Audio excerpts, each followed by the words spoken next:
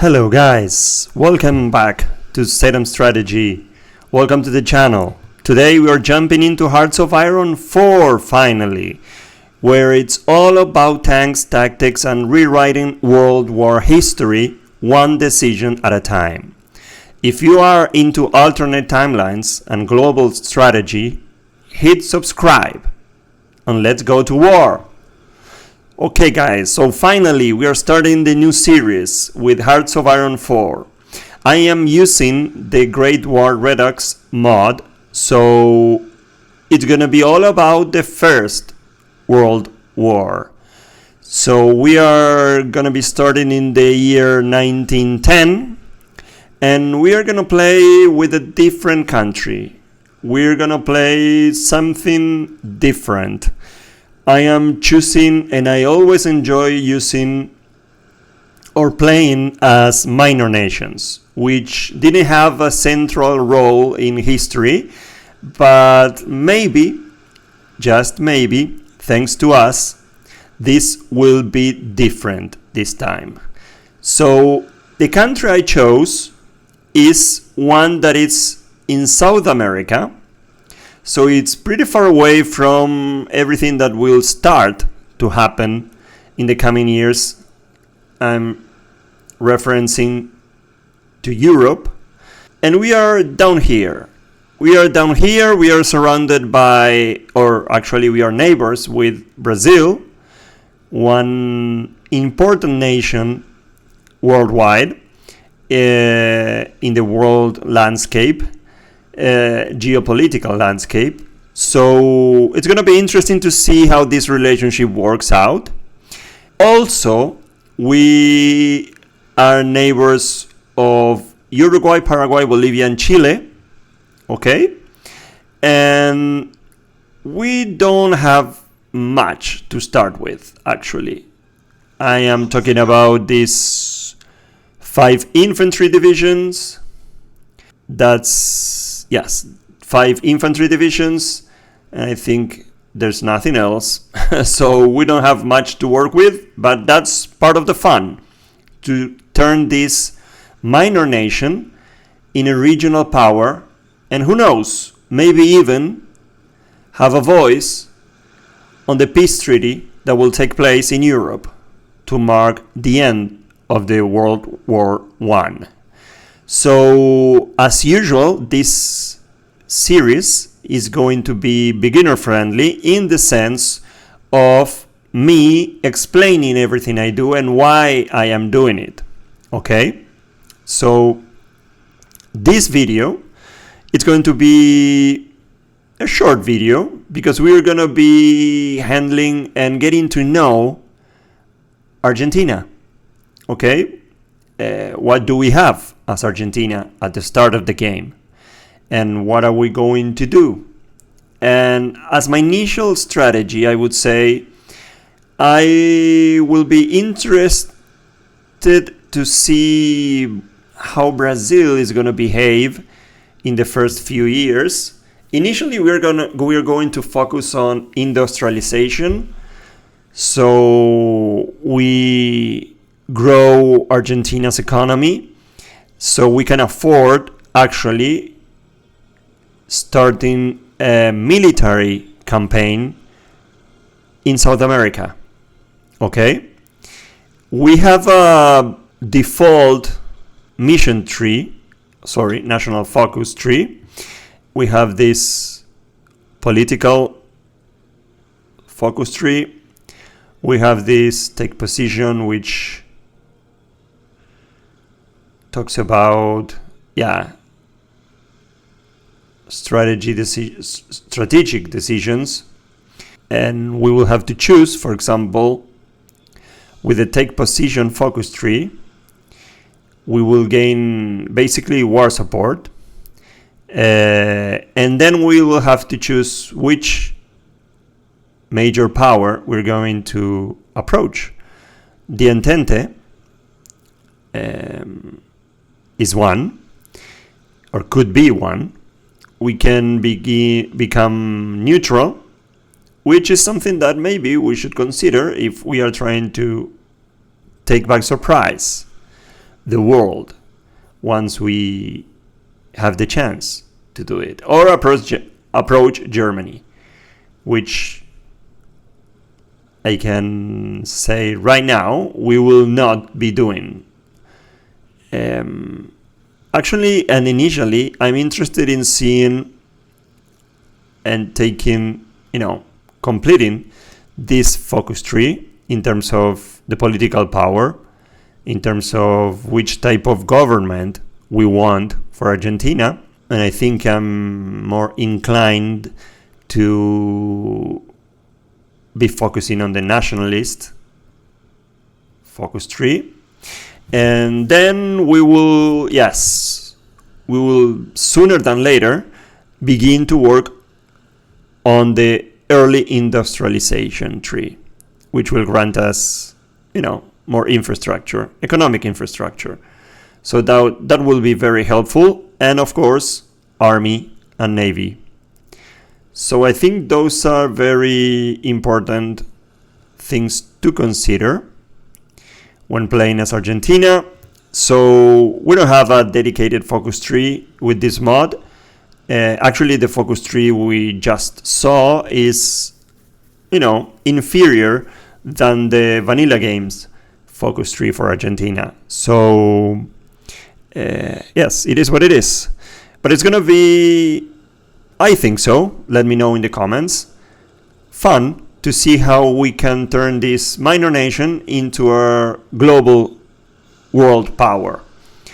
So, yeah, let's begin. Okay, in Argentina we have, politically, we have José Figueroa Alcorta, which is from the authoritarian party, Partido Autonomista Nacional. And thanks to this, we have, several modifiers. Guided democracy is a form of authoritarian government where formally democratic procedures exist, but are limited to the extent which allows the current government to hold the office indefinitely. Opposition can exist in such regimes, but its chances of winning against the ruling party through purely legal means are minuscule. So we're basically authoritarian, as I said, or like I said before. The next election will take place on October 1910. So, okay, 5 months from now. Okay, interesting. We cannot create collaboration governments, and we cannot force government of another country to adopt the same ideology. So it's very, to ourselves, basically.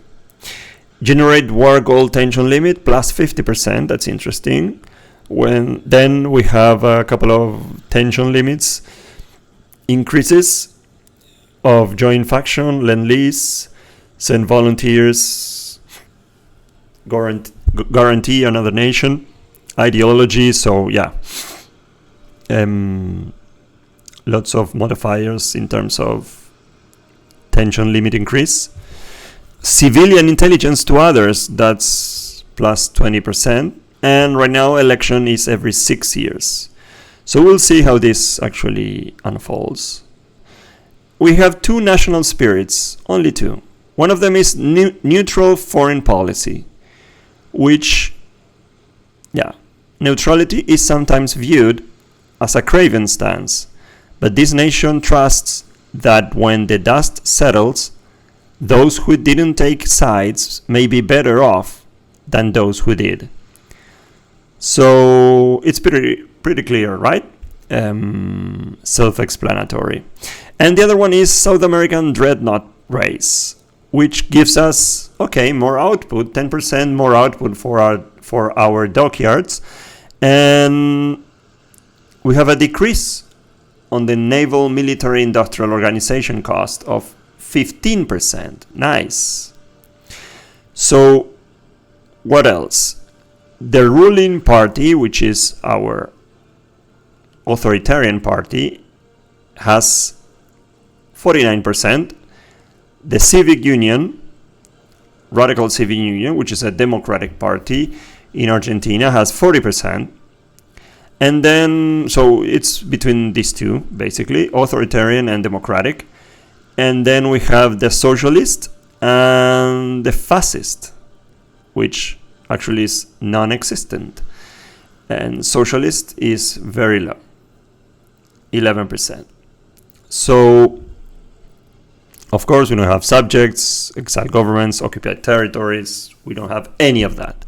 What do we have right now? Volunteer only in terms of recruitable or conscription law. So, yes, that's fine for now. In terms of trade, it's free trade. That's very costly. It's very good in terms of construction speed, research speed, and factory output, and dockyard output.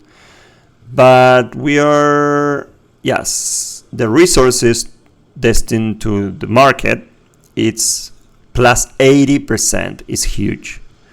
So, yeah, we will need to migrate the trade policy to export focus, where we can still have some buffers for construction and research speeds, factory output and dockyard output. So we will still have positive modifiers for that. But then the good news is that the resources to market is decreased from 80% to 50% more. So I think that's more suitable for us initially. So whenever we can, we will try to migrate towards that. In terms of the economy laws, we currently have a civilian, which makes sense. We are neutral and very far away from any conflicts. We start with 50% stability, not bad, which is mainly, okay, we have a base value of 43, but then the ruling party popularity gives us another 7. The war support, it starts in 10%, and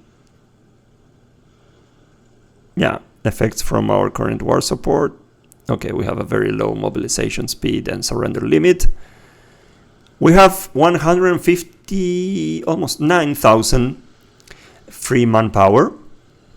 Right now the army is using 20,000, which are in the field, which is from the five infantry divisions that we have deployed right now. And the Navy has another 21,000. So the total manpower is 179 almost thousand. And it grows about 218 every month. Okay? We start with 5 factories only.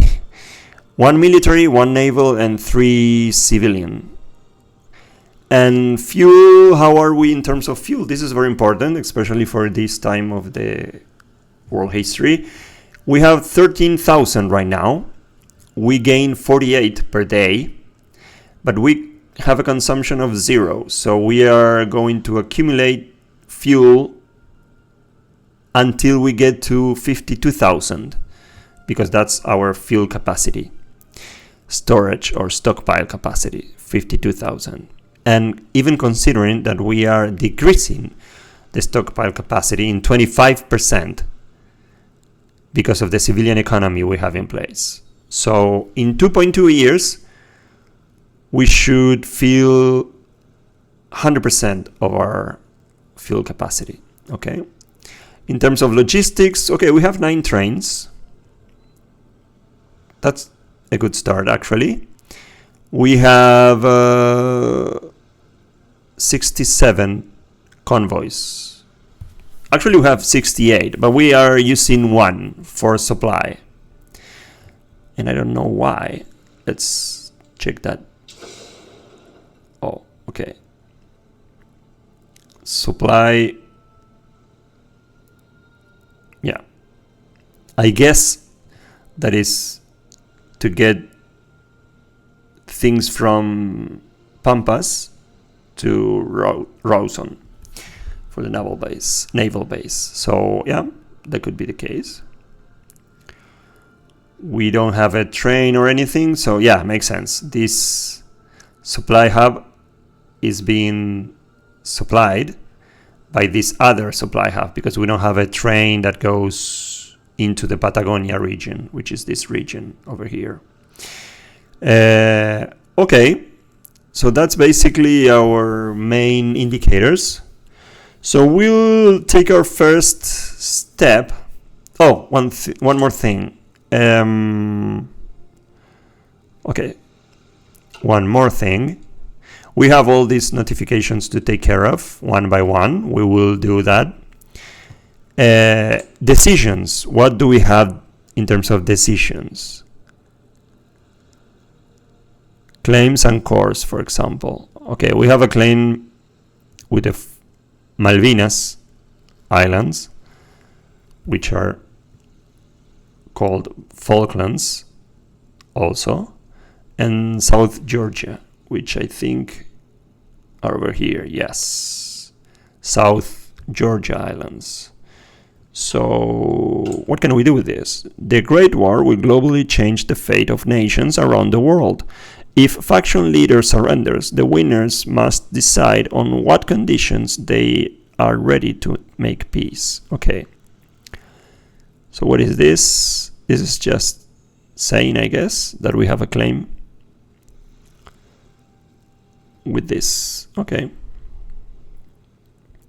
And then political actions, for example, promises of peace. What is this? We need to have a 20% war support, which we don't have. We only have 10. For 90 days, we will have less political power gain, but we will be gaining weekly stability of 0.5%. Okay. And we will have less weekly war support, or a war support reduction of 1% per week. Okay. Okay. Police crackdown. This will consumer goods factories factor 15%. Weekly stability of we will have a gain, and factory output we will have a decrease of 10%. Solidify control, which will change in popularity of authoritarianism 5%. Okay. Anti-far rights, that's self-explanatory. Anti-democratic rates, anti-socialist rates, ban democratic parties, ban socialism, and institute press censorship. Okay. We will take this away. No, actually, this one I'm going to leave it turned on.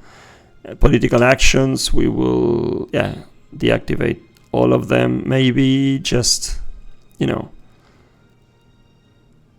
police crackdown and promises of peace. I don't know. It's good to know about that. We have that available. And in economic policy, reorganize the railway system and commander civilian trains, which, that's not that critical. So, let's see, guys. Okay, we can create the intelligence agency, but not now because we need more factories. So, let's see Uruguay. How is Uruguay considering us? They have a -10 opinion, and we have a -10 opinion of them. Okay. Brazil, very important, guys. Also, -10 and -10. Why? Different ideology. Okay, they are democratic. Uruguay is also democratic. That's why. Paraguay, it's also democratic. So that's why they also have a -10, -10. And Bolivia, they have a +10 because they are also authoritarian. So we have a good start with Bolivia in terms of relationship between the two countries. And democratic is also the case of Chile, which that's why they have a -10, -10. But no one has a very specific big thing with us. So that's good. That's good. Good to know. So let's take care of the research maybe. And I think that we can take a look at this. Let's see. Research speed, we start with +12% thanks to the free trade and the electronic engineering, which we already have, I guess. So that's nice. We have 3 research slots. So we will start with the first one. And of course, like I said, we need to focus on industry. What do we have in terms of industry? Okay, we have research basic railway. We can have a narrow gauge railway or standard gauge. And powder type B, that's for resources. Okay. Powder and research gain efficiency. Okay. So this is railway, this is resources. What is this? Fuel, yeah. And okay, early machine tools. It will increase our production efficiency cap 5% more. Right now, just FYI, we have a production efficiency cap of, we don't know actually, but we can actually start. No, let's do things in order. I like to do things in order. We have modern infrastructure, which will enable supply hub and infrastructure buildings. And we have construction 1, which will increase construction speed and factory repair speed, and fortification 1 for land forts, level 3, and coastal forts, level 3. I would guess that we need the 1900s early machine tools. We need to increase the production efficiency cap. We don't. Why? Let me explain. We will not have too many military factories at first, so if we can make those factories as efficient as we can, I think it's going to be best for us. That's my reasoning behind that. We will only start with only one military factory. So yes, I think that we will try to make that factory as productive and efficient as possible. So let's go for the production efficiency cap. You see, we will gain 5%. Okay? That's the first one, and it's going to be ready in 147 days. Okay? Let's go for the second research slot. Engineering. What do we have in engineering? Mechanical combustion agent that enables steam engine, and it produces 0.12% daily breakthrough progress towards land warfare. Okay. And we can choose, what is this? Okay. Magneto ignition. It will take 98 days. It's contemporary, it's 1910. And will enable early gasoline engine and wheel suspension and track design. Allows to research motorized vehicles. Research speed plus 1%. Okay, this could be a good option. Okay. Diesel generator and battery. Okay, naval engineering, land warfare. Okay, we don't have too many options. I'm gonna go with magneto ignition. It will take us 98 days. I am understanding that this will increase our research speed by plus 1%. I don't know if this means this is referring to only the motorized vehicles or not, but I mean, let's go for it. An ignition magneto, also called a high tension magneto, is an older type of ignition system used in spark ignition engines, such as petrol engines. It uses a magneto and a transformer to make pulses of high voltage for the spark plugs. Okay, so we will have early gasoline engine, wheel suspension. Okay, these are all good things, and track design for the armored vehicle module.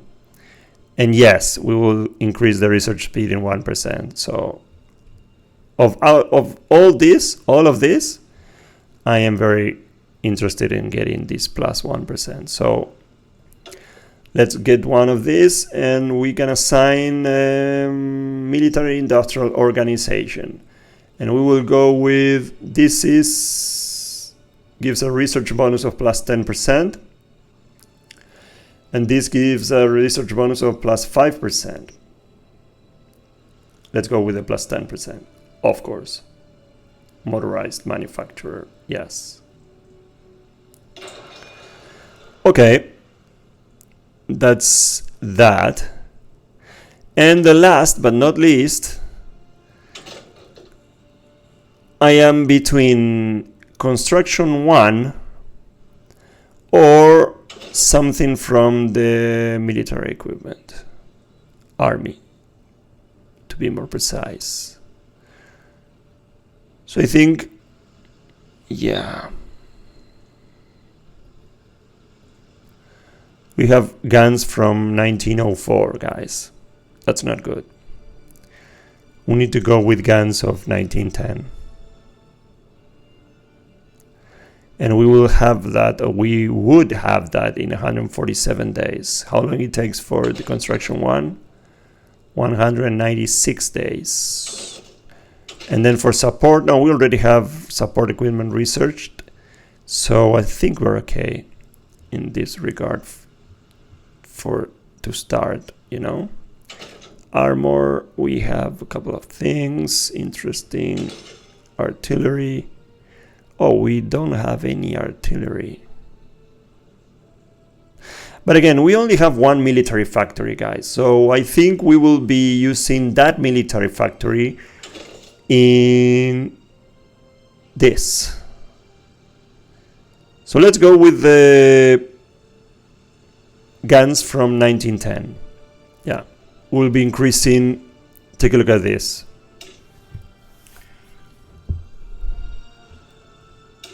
Let's compare. This is the 1910, this is the 1904. The 1910 has a big breakthrough, double the breakthrough of the 1904, 1 to 2. The defense stat is 16 versus 14, so not that big of a difference. Then soft attack, it's double, it's twice the soft attack of the 1904, who has a 1, and then this one has a 2. Hard attack is the same, piercing. We have a little bit more piercing, only 0.5 more. Of course, this is more expensive, 0.45 instead of 0.40. Both have the same reliability. And, okay, of course, this already unlocked infantry battalions, or divisions, I mean. So, yes, I think, guys, there is no question about it. Let's go with the infantry equipment manufacturer as a military industrial organization for this. This will have a research bonus of plus 10%. So this means 135 days instead of 147. Nice. So these are all our research first choices. I think it is still too early to, get any industrial, experimental facilities. So we took care of one notification, and I think this is going to be a good time to put a cut in here. I wanted to keep this episode of, around 30 minutes long. So on the next episode, we will be taking care of the rest of the notifications. And yes, then we'll probably unpause the game and start actually building the history of Argentina in 1910 and onwards, and to see how the role of Argentina in the First World War is going to be. Like always, that's it for this chapter of the war. If you enjoy the chaos, drop a like. Yes, please. And let me know your battle plan in the comments. I'm interested to know what would you do, what would you suggest. If you like the challenge we have ahead of us, would you have gone full blitzkrieg or held the line? There's more coming soon, so subscribe and stay ready. Victory awaits. Thank you for watching. Bye bye.